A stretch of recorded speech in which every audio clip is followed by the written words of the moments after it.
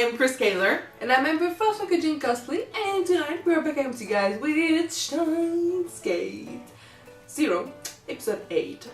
So, Suzu's mom might be an enemy. Yes, I think she is. There were too many little things that happened in the past 2 episodes for us not to pick up on that possibility. And we do not believe in coincidence. A girl that was not Moika showed up with a group of guys with guns, and Suzu hit her on the arm, and then the day after, Yui was like, I hurt my arm, so I'm sorry I can't go with you and do stuff, you know? Coincidence? Maybe, but then it is Steins Gate. I don't think so. In any case, Brown saved him, saved everyone. It's not CERN, so... Save his daughter, that's different. Well, yeah, but at the same time, it means that it's not CERN that made a move on them. It's someone else, another group. Stuff is going on in Russia. They've an earthquake and stuff. Now there's another change to the timeline that happened because we are in the process of, seeing the Readingsteiner effect. So stuff is gonna change, but that means that people are definitely making experiments. We thought it might have been CERN already, but then this other group came up. Amadeus doesn't, they don't have access to it anymore. She managed to call Okarin and ask for help, but that was very ominous. And I'm pretty sure that's a trap, though. Well, I don't know. Like, if someone took over Amadeus, she might have managed to still reach out to Okarin and ask for help. Maybe, but then that means that someone is using her to get what they want. So this other group, perhaps, and the professors don't answer their phones anymore. So that's also... The shit is about to happen, guys. Well, it started, it's starting, and we have no clue what's going on yet, but neither do the characters in the show, so we will follow them along and figure it out. Let's try to catch up, guys. Yes, let's go.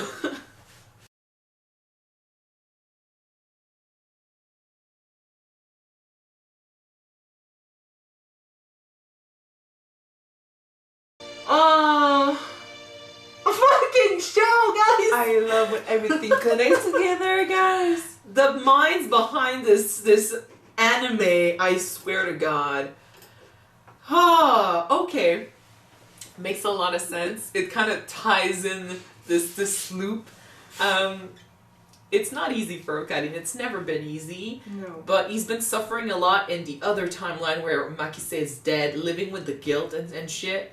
Maybe this was necessary, not only for, the timeline to be right, but also for him to move on and stop living in guilt and suffering, because we don't need this, Okarin. Like, the motivation to save Makise is gonna be there in the future. We need that.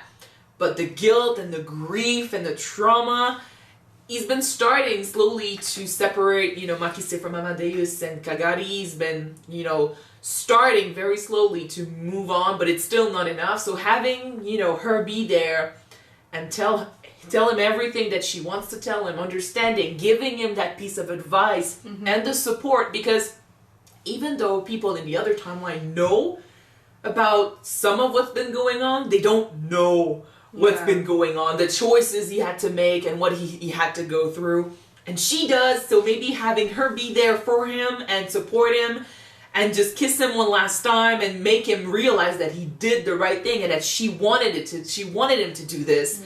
Maybe it's gonna help him, kick it all and start what he needs to do in order to, get that happy ending at the end. Even though that she doesn't remember every single change because she doesn't have the stand reader like Okarin does, he confided in her. So yeah, she's the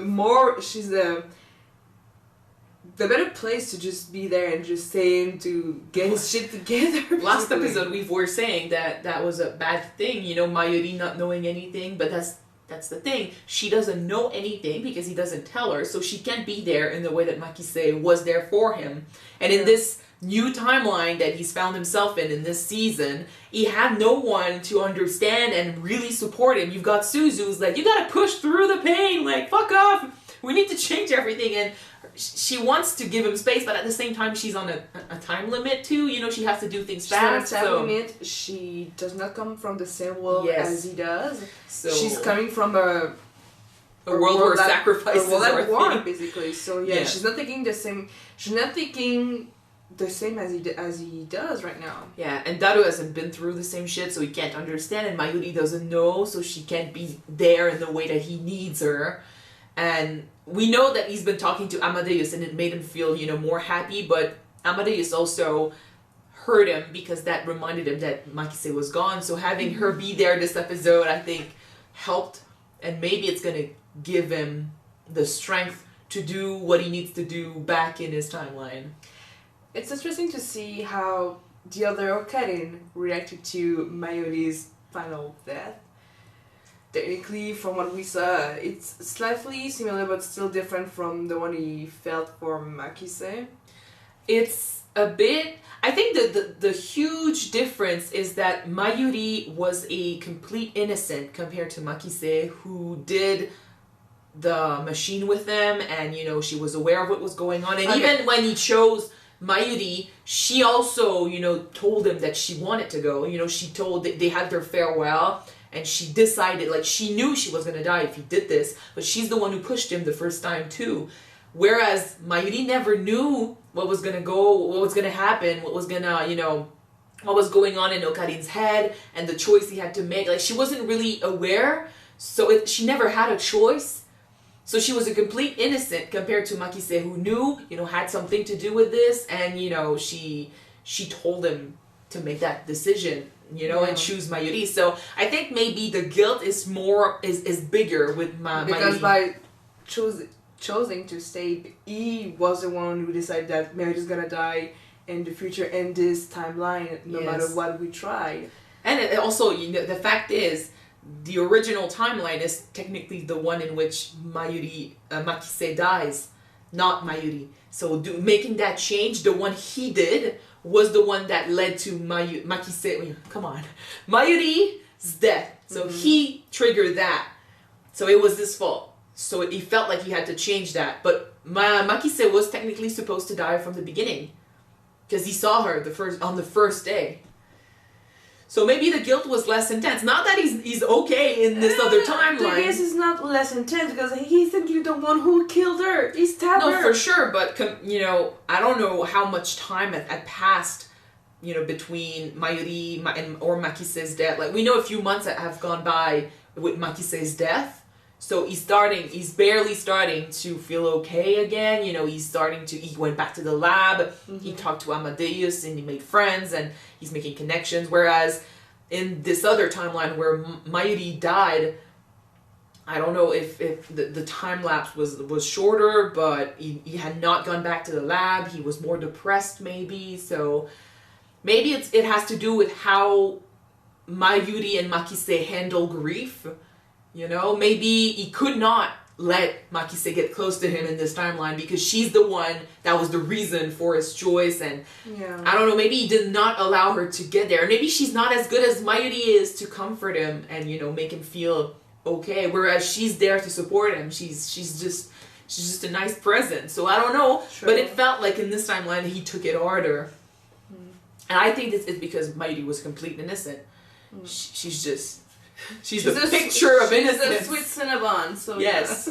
But in any case, it was so sad, and it is sad because I don't want to be mean or something, but in both timelines, Mayuri was known by so many people that we know and care about. Well, Makise too. And the first timeline, they didn't know her yet. Not our group of guys, but she had people in her life as well. I know. But people that Okarin were close with, like, what's the name? Feris-chan, Daru, Rukako, Kun too, and our cosplay friends too. So people that he was close with and that he knew and just hang out with. So whereas in the other timeline there's Maho, but then and he barely knows Maho now. So you're saying that maybe the grief is bigger because he's got to shoulder also the grief from everyone who knew. Okay, probably yeah. Maybe like I mean yes, of course it must have that's why he didn't go back to his friends, because they all suffer from the loss of Mayuri, and he knows it's his fault. Well, at least he says it's his fault. So, but yeah. The voice actor, man. The voice actor is going through so much, and he's doing so much for this character. And I say, it's perfect. He's so talented. He's Light, right? He's the one that did Light, so we already knew he had talent. But God, it hurts every time he goes through this shit. Speaking about the episode, I really like that at the end we got this glimpse of sunshine.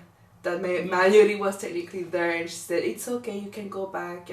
Or it's okay, I'm here. It's okay, I'm here. Everything's gonna be fine. And she technically shined on every single one of their friends, like Daru, Kako, Ferris, and everyone. The similarities with Okarin there and the cemetery reaching for Mayuri and her grandmother's story that she told. That's why you did it. Yeah, I know. But even before that, like what Makise said about him being there every day, kind of like he was waiting for something to take him to heaven. That's the same. Like these two, they are so close to our hearts, and we love them so much, all of them. They grew up together, so yeah.